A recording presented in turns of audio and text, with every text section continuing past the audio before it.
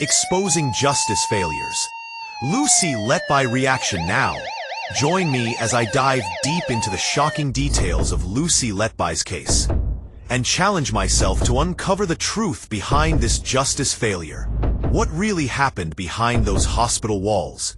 And how did the system allow it to go on for so long? Before we dive deeper, don't forget to subscribe, like, and comment to keep this vital conversation going.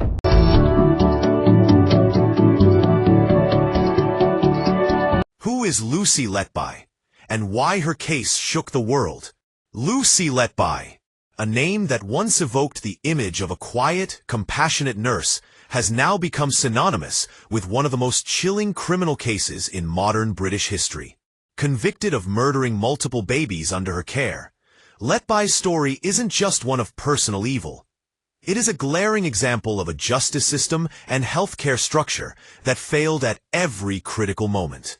Letby worked in the neonatal unit of the Countess of Chester Hospital, a place where life and death hung in the balance, and where trust in medical staff was implicit and unquestioned. She wasn't an outsider. She was part of the system, someone who was expected to care, to protect, and to heal. But beneath the surface of her professionalism, a sinister pattern emerged, one that would take years to fully uncover. This case has captured public attention not only because of the heinous nature of the crimes, but because of the deeper questions it raises. How could this happen in a modern hospital, surrounded by trained professionals? How did so many warnings go unheard? And why did it take so long before Letby was finally held accountable? It's important to understand that the Lucy Letby case is not a simple true crime story.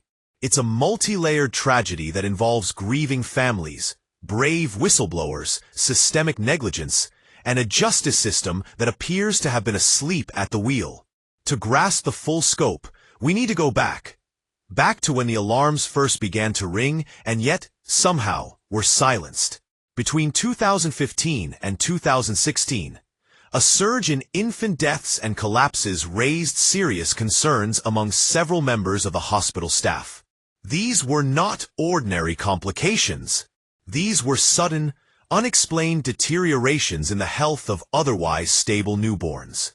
Over time, a disturbing trend became clear. Many of these incidents occurred during Letby's shifts. Nurses, consultants, and even family members began noticing patterns. Babies would go from recovering to dying under strange circumstances. And yet, internal investigations either failed or were stopped prematurely. Some saw Letby as quiet and hardworking. She volunteered for overtime. She stayed late. She offered comfort to parents. It seemed unthinkable that someone in her position could be responsible for harm, let alone murder.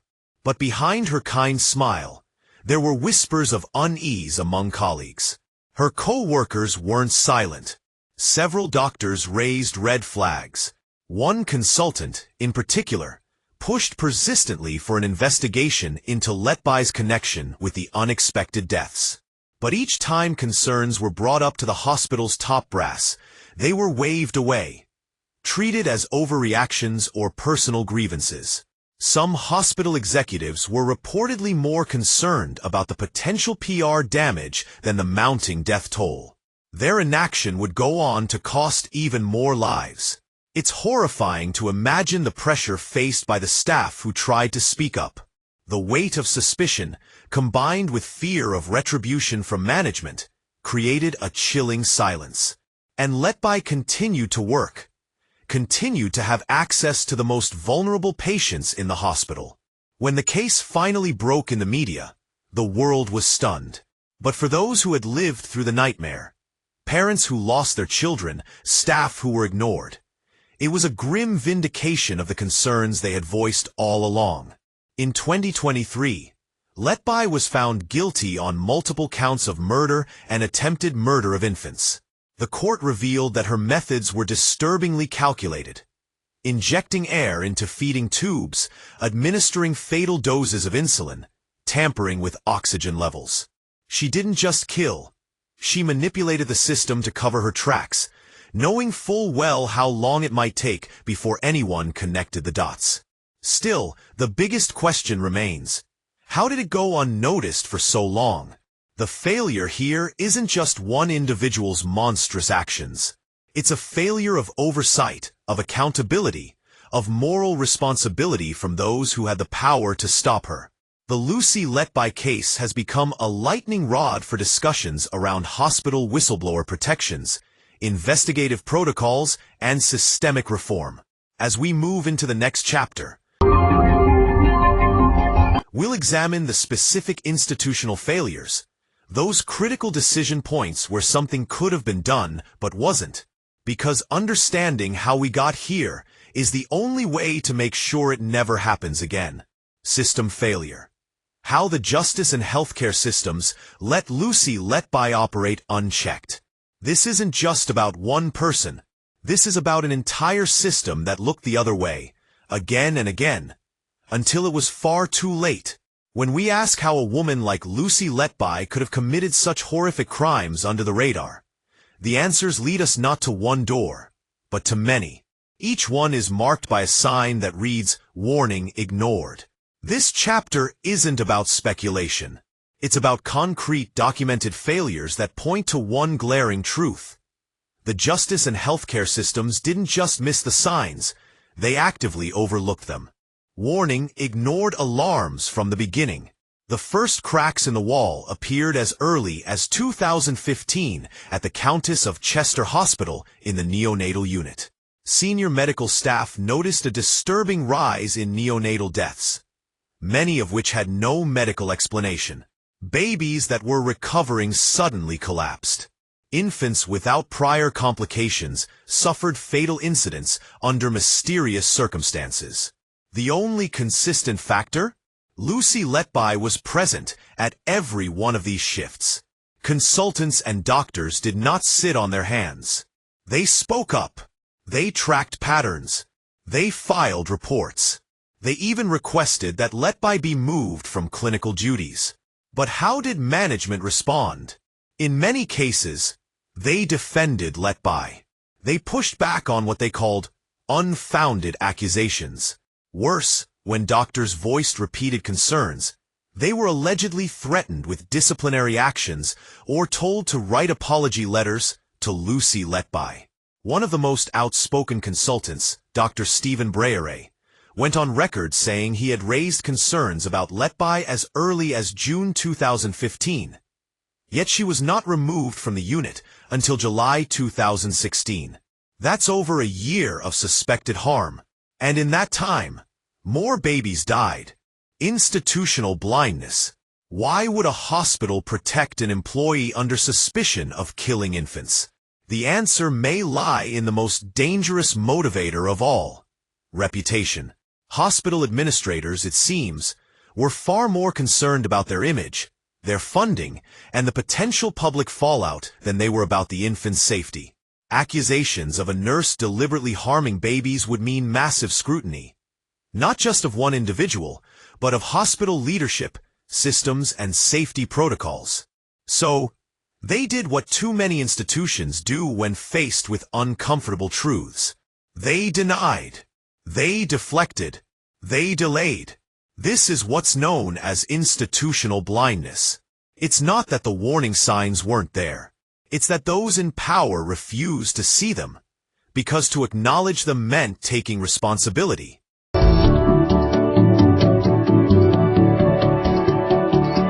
Investigative shortcomings. Even once Letby was eventually suspended in 2016, the failures didn't stop. Instead of immediately alerting law enforcement or regulatory bodies, the hospital attempted to handle the situation internally. Critical medical records were not secured. Electronic logs weren't immediately reviewed. Key staff were not formally interviewed until much later.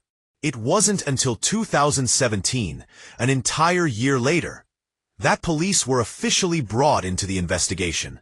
By that time, Letby had not only continued to work, albeit in a different non-clinical department, but had also been allowed to maintain access to sensitive information and hospital infrastructure. 1 full year. That delay allowed potential evidence to degrade and memories to fade. Time was lost, and justice delayed is justice denied. Missed medical clues. The medical anomalies themselves were deeply disturbing. Forensic pediatricians and experts found cases where air had been injected into babies' bloodstreams or stomachs. Lethal levels of insulin were recorded, without any known medical cause. Sudden collapses occurred in clusters, following no predictable illness pattern. These were all extremely rare occurrences, yet they happened again and again in the same unit, under the same nurse's care. What was even more alarming was how slow the system was to treat these as potential crimes. For months, the hospital attempted to find alternative explanations. Everything from undiagnosed infections to equipment malfunctions. Anything except considering the unthinkable, that a trusted nurse might be harming patients on purpose. Multiple nurses and doctors, in retrospective interviews, revealed how deeply uneasy they had felt during Letby's time on the ward. Some recalled how she would hover around intensive cases, often volunteering to assist or monitor babies who were not in her assigned care. Others noted how she appeared unusually excited during medical emergencies, and even inserted herself into family interactions shortly after. Deaths occurred. One colleague recounted that after a baby's death, Letby comforted the grieving parents, and then took a picture of the sympathy card she had written. It struck them as chilling, cold, calculated, and yet, every time someone tried to report these behaviors, they were told to stay in their lane, or that nurses stick together. This protective culture, combined with a fear of professional backlash, created an environment where evil could hide in plain sight. Justice system delays. Even once Letby was arrested in 2018, it would take years before she faced trial in 2022. And while a thorough investigation was warranted, delays in prosecution, lack of coordination between agencies, and under-resourced investigative teams meant that Letby remained free for extended periods. During this time, families had no closure. Whistleblowers feared retaliation, and public confidence in both the healthcare and judicial systems began to crumble. The justice system, which should have provided swift and decisive action, moved at a snail's pace. Court documents later revealed repeated errors in managing timelines, evidence chains, and witness support. It was only through sheer persistence, from families, detectives, and the remaining few doctors who refused to be silenced, that the case reached trial at all. These failures weren't just unfortunate. They were catastrophic. And they tell a story not just about Lucy Letby, but about the cracks in the very institutions meant to protect us. Key takeaways of Chapter 2. Early warnings about Letby were repeatedly ignored by hospital administrators. Doctors and nurses who raised red flags were threatened or dismissed. Letby was allowed to continue working for over a year after suspicions began. The hospital prioritized its reputation over infant safety. The justice system delayed its response, causing further trauma to families. Colleagues witnessed disturbing behavior, but lacked support to take meaningful action. Exploration/development. Let's now turn back the clock. Peel back the layers. This is where the timeline of horror begins to unfold. And what you're about to hear is more disturbing than fiction. A pattern hidden in plain sight. Lucy Letby began her career as a neonatal nurse with promise, compassion, and trust. She worked at the Countess of Chester Hospital in Cheshire, England, a facility that, like many others, depended on its nurses to safeguard the most fragile lives, premature and vulnerable newborns. But behind the sterile walls of the neonatal unit, something was off. Between 2015 and 2016, the hospital recorded an alarming increase in baby collapses and unexplained deaths. To an outsider, it might have appeared coincidental or tragic, but to a few sharp-eyed clinicians, it was the beginning of a chilling realization. One doctor would later reveal, we saw a significant spike, far beyond statistical norms. And when we looked closely, the only constant was Lucy Letby being on duty. Initially, their concerns were whispered in corridors.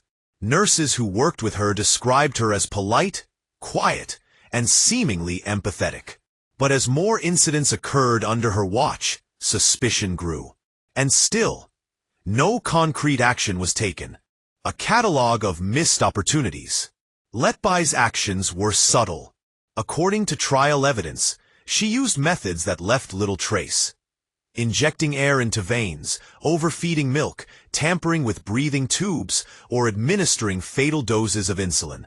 But despite these disturbing patterns, hospital management did not act decisively. Internal emails later surfaced, revealing how doctors who raised concerns were told to apologize to Letby, rather than remove her from the ward. They were accused of bullying. They were threatened with disciplinary action. One pediatrician recalled, "We were made to feel like we were the problem." They wanted to protect the hospital's reputation, not the baby's. This culture of silence, of reputation over responsibility, was a fatal flaw. The delay in escalating the concerns to law enforcement gave Letby the space and time to continue harming babies. The voices of the bereaved. As the number of cases climbed, so did the grief. Parents of the victims began to notice strange patterns. One mother said, "We handed our child to someone we thought was saving lives. We had no idea she was the reason we lost ours." Some were told their babies had succumbed to natural causes. Others were given complex medical explanations that didn't sit right. The Letby case isn't just about one woman's crimes. It's about the systemic gaslighting of grieving families. A system that refused to connect the dots, or worse, chose not to. Years later, when these families learned the truth, their grief was reignited. Now it wasn't just sorrow, it was betrayal. Colleagues who knew something was wrong. In private, whispers among nurses turned into questions. Why was Letby so frequently involved in resuscitations? Why were multiple unexplained events happening during her shifts? Why did she appear calm, even indifferent, after the death of a child? Some nurses avoided working with her. One staff member recalled, "She was friendly, but something felt cold, like she wasn't really there emotionally. After a collapse, she wouldn't react like the rest of us. It was chilling." Another colleague mentioned seeing her standing over a child just moments before the baby deteriorated, but she brushed it off as coincidence. Eventually, a group of determined doctors compiled the data. They traced the timeline, every suspicious incident, every code blue, every death. One pattern remained. Letby was present in every case. And yet, it took months. Months of pleading, months of ignored memos, months before hospital executives finally informed the police. The investigation begins. When Cheshire police were finally brought in, they were stunned by what they found. The internal report showed that 10 deaths and multiple collapses had occurred under Letby's care, many of which were now reclassified as unnatural. Searches of her home uncovered damning evidence. Medical notes she had kept, post-it messages with disturbing phrases like, "I am evil, I did this," and a chilling, handwritten note that read, "I killed them on purpose because I'm not good enough." Letby claimed these were cries for help, but investigators saw through it. These notes were trophies, souvenirs of crimes committed behind masks of professionalism. Her arrest in 2018 shook the nation. But even then, she denied everything. Medical experts speak out. Neonatal experts later testified that the deaths could not be explained by natural causes. One leading pediatric pathologist remarked, "These were not accidents. The pattern, the timing, the methods, this was deliberate and calculated." Despite the overwhelming evidence, the case took years to prosecute. And all the while, families were left in limbo. A culture of fear. The Letby case wasn't an isolated failure. It was systemic. A culture of silence, a fear of whistleblowing, a reluctance to believe that someone within the hospital walls could do such evil. Dr. Ravi Jairam, one of the whistleblowers who repeatedly tried to raise the alarm, revealed how hospital executives downplayed concerns. "We were ignored. We were blocked. I wish I had gone to the police sooner.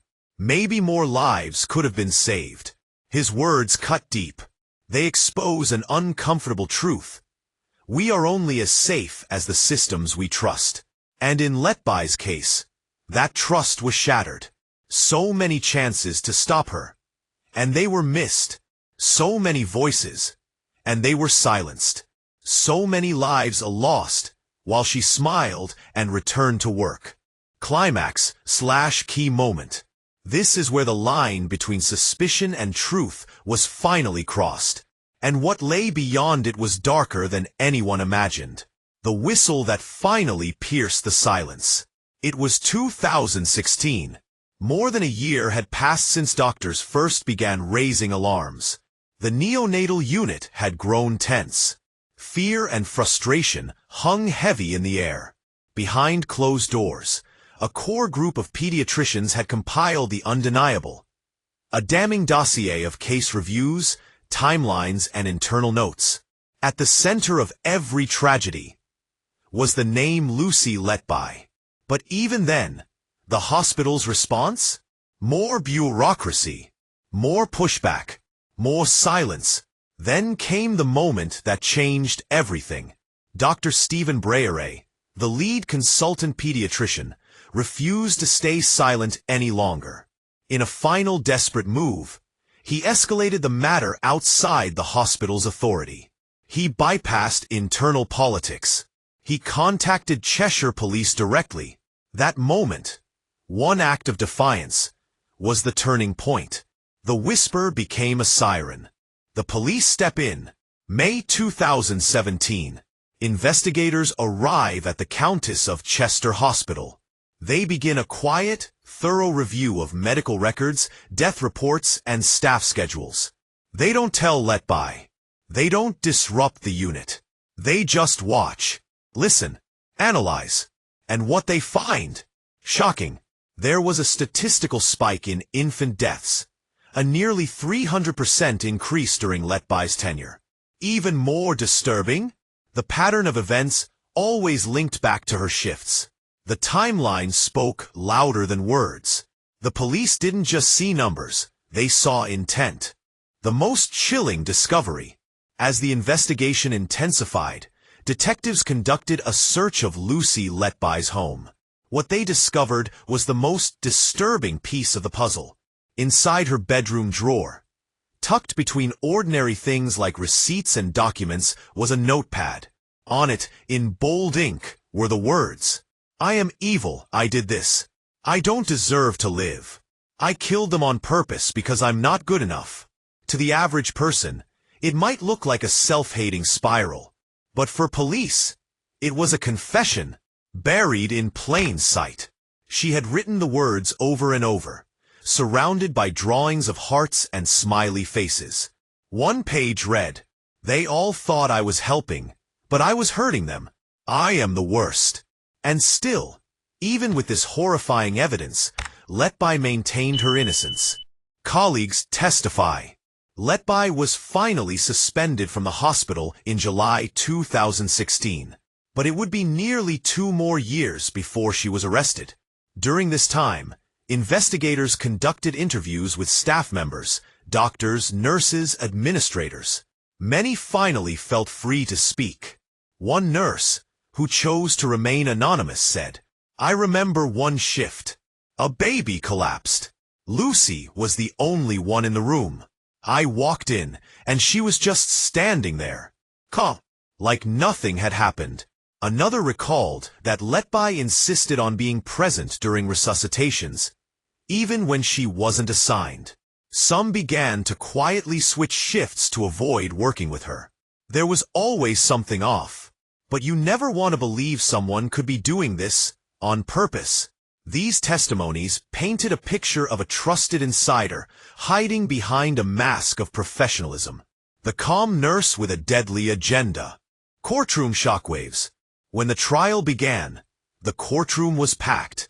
Parents of the victims, journalists, medical professionals, all waited to hear the evidence unfold. And the prosecution did not hold back. They laid out each tragic case in painful detail. Child by child. Collapse by collapse. Letby's presence was charted with precision. Her shift schedules matched every event, every suspicious death. They presented the handwritten notes, the expert testimonies, the forensic reviews, the babies who had unexplained air embolisms, the insulin doses no one authorized, the pattern undeniable. But one of the most emotional moments came when a grieving father took the stand. He looked directly at Letby and said, "You smiled at us. You told us our baby was a fighter. All the while, you were the reason we lost him." Letby, dressed in court, showed little emotion. No apology, no remorse. The verdict that rocked the nation. In August 2023, after one of the longest and most harrowing trials in British history, Lucy Letby was found guilty of murdering 7 babies and attempting to murder 6 more. The judge called her actions a cruel, calculated campaign of child murder. She was sentenced to life imprisonment without parole, the rarest and harshest sentence available under UK law. But even in that courtroom, questions remained unanswered. Why did it take so long? Why weren't earlier warnings enough? Why did a nurse have unchecked access to so many innocent lives? Even after being suspected, the verdict brought justice, but not closure. Beyond the headlines, in the aftermath, public trust in the healthcare system was shaken. Whistleblowers were hailed as heroes, but they also asked the hard question: would this have happened if we were believed earlier? Healthcare boards began reviewing internal procedures. Investigations into NHS trust leadership failures were launched. Families demanded full transparency and accountability. But for many, the damage was already done. This was the moment. The house of silence fell, and out of its ruins, the truth crawled, bloodied, horrifying, and undeniable. Lucy Letby didn't act alone in her silence. She was protected by systems that refused to believe, guarded by fear, bureaucracy, and disbelief. This was the moment we all realized: justice delayed is justice denied. Conclusion/summary. What began as a story of trust, care, and innocence ended in heartbreak, betrayal, and irreparable loss. The case of Lucy Letby is more than just the story of a killer in scrubs. It's a spotlight shining on systemic failure. Failures in communication, in leadership, in accountability. Failures that let a smiling nurse walk hospital corridors while carrying out unthinkable crimes, all under the radar. Letby's conviction brought the truth to light. But not before 7 babies were lost, 6 more nearly killed, and dozens of families forever shattered. And while the justice system eventually caught up, it was too late for too many.